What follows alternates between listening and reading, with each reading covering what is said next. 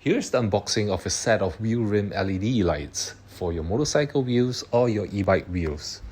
What comes with it is a set of receiver and transmitter rings. This is what sends the power across the wheels, and a bunch of cable ties and a DC converter. The first and most important step is to make sure that all surfaces are cleaned thoroughly.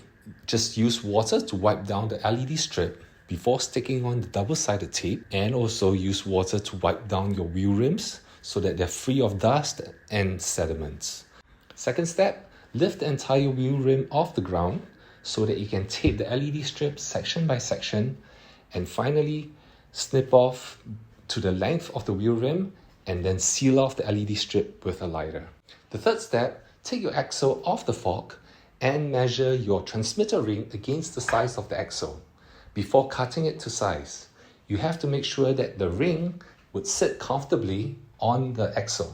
Now here's us cutting the transmitter ring to size so that it fits snugly and firmly onto the axle.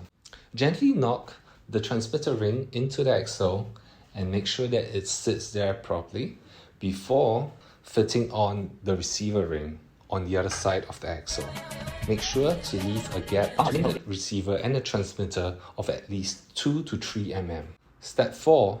Fit back the axle into the fork, making sure that the spacing between the receiver and the transmitter remains constant. And secure the fork back by tightening up the nut. Step 5. Align the wires so that it runs along the length of the axle without hindering or without getting entangled with any other electronics, wires, or brake hose. The LED wire should be long enough to be extended into the battery compartment or the controller compartment of your scooter. Connect the LED strip connector into the DC converter, which should connect into the 12 volts power supply of your controller. Most e-bike and e-scooter controllers have a 12 volt power supply to power on the headlights or the rear lights or even the horn. So once these wheel rim LEDs are connected, you can now enjoy the light show.